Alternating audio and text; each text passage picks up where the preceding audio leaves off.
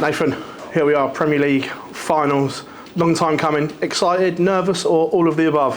No, I'm not nervous. I'm excited. Really looking forward. I've just been out to see it. Then it's some venue in it. So now I'm really looking forward to it. I've had a chill week. Not really been thinking about it, to be quite honest. Not been practicing anything. I've just tried to do what I've done all season, really. So yeah, it's been a great week. I'm looking forward to getting going on Thursday night. We know how much you wanted to come here after going Milton Keynes and the Rico. Yeah. Having won the match player in your career, would this top it if you're victorious tomorrow? Yeah, I think obviously the match play was a big ranking event as well, and I class it as probably the second biggest tournament in darts. But yeah, I think to come through the field that I would have had to come through, the two games that I've got to win tomorrow to lift that trophy, yeah, it'd definitely be up there with probably the biggest night of my life if I go on and win it. So there's 4 of us left. It's all in the night. I think you've seen all season these different finals, different winners, and hopefully tomorrow is my night. You come here as the underdog out of the 4, but I was about to say, but that's how you like it, and that you like just going under the radar, being Nathan, not being spoken about and doing your thing. Is that the perfect position for you? Yeah, I'm used to it now after 10 years. Everyone always writes me off and calls me the underdog, and I love that title. So yeah, there's no pressure on my shoulders tomorrow. No one's expecting me to win my first game, let alone win the night. So I could go up there, as I do, smile on my face, enjoy the moment, and I think if we do all that, there's no reason why I can't lift that trophy. And if you can win this, how much does that set you up for what a big end of the year this could be for you? Because this could be the catalyst of something very special. Yeah, I think already the Premier League's helped me, set me up for the rest of the year. The performances that I put in, the results I've got, it's gave me the belief that I can still win at the highest level. We all know what I've got defended in a couple of months, and but apart from the match play, there's nothing else to defend all year. Got beat first round in the World 2 years ago as well. So obviously I'm confident now going into the rest of the year already. But if I go one step further on Thursday night and win it, of course it's going to give me so much confidence, and a big end of the year. Cheers, Nathan. Thank you. Nathan, back in January there were those who questioned yours and Gezzy's inclusion in the Premier League. Here you both are at the O2. What would you say to those people now? But I'm not even going into it again, but I think all I'll say on the subject is the PDC yet again got it right, didn't they? What were your own expectations then coming into this Premier League? Make the top 4. That was always the target at the start of the year. I've always had the belief in my own ability. The people around me always say that when I play in the Premier League, I'm playing regular against the best of the best all the time. It could make my game go higher and higher, and I think that's what's happened. I'm more consistent now than I've been in probably the last 2 years, and that's because I'm playing the best every single Thursday night. So it's been a big year for me so far, but there's still work to be done on Thursday. If you were to go on and win it tomorrow, it would be one of the greatest starting stories ever, wouldn't it, given all the trials and tribulations you've had to go through? Yeah, it's just another story. I think we said this at the match play, if I go and win it, it'd be an amazing story. But yeah, that's what I'm like. I don't take life serious, and I should try and enjoy every single moment. And first and foremost tomorrow, I'm going to enjoy it. I'm not putting any pressure on myself whatsoever. I've made it public that this is one of my dreams, is to play at the O2. I'm not going to turn up tomorrow and be a bag of nerves or worried about what's going to happen. I'm just going to go enjoy the moment, and like I say, if I do that, I will play my best stuff, and like I say, I can win it. Hi Nathan. You talked about not feeling the nerves out there, this being a big dream for you. Generally, do you feel nerves and No, I don't really. I was probably more nervous 2 weeks ago at my daughter's school when I was doing bullseye maths than I'm probably going to be tomorrow. This is what I do week in, week out.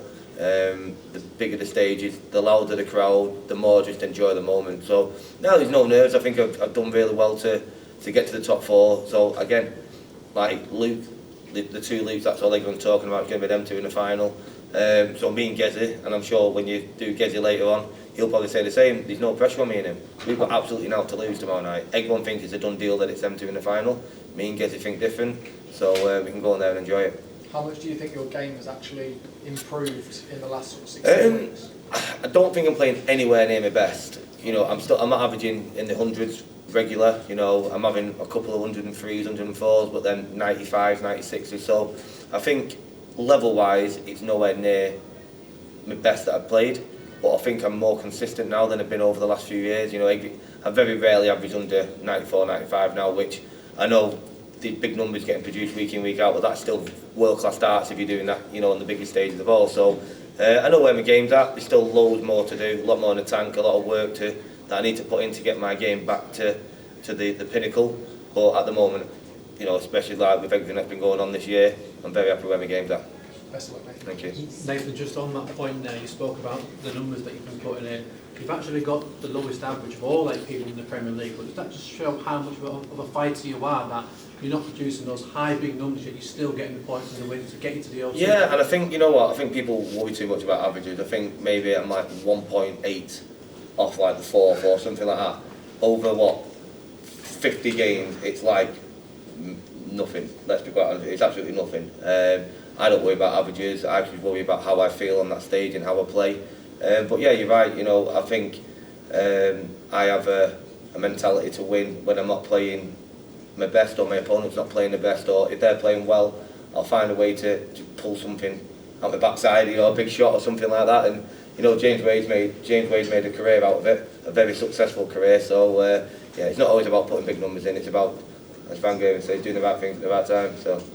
And you say that you're not feeling any pressure, but do you think out of the 4 here that you've been under the most pressure throughout the Premier League? The other 3 got wins early on, whereas you've had to go toe-to-toe with Michael Van Gogh in back-to-back weeks just to make sure you are here. Yeah, I think the start of the Premier League I was nervous, or there was certainly a bit of anxiety, that kind of thing, because I wanted to prove people wrong. That's why I'm back in the Premier League, and obviously I didn't want it to happen where I've gone 4 or 5 weeks without winning a game. That's why I shouldn't be in these rubbish, or you know, that kind of thing. All these things went through my mind at the start.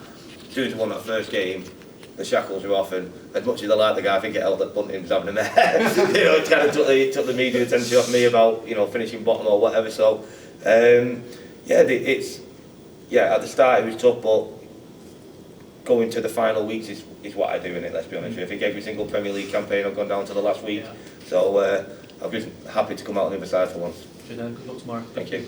So, when your opponent is on match point or the crowd becomes distracting, how do you stay focused and manage your mindset?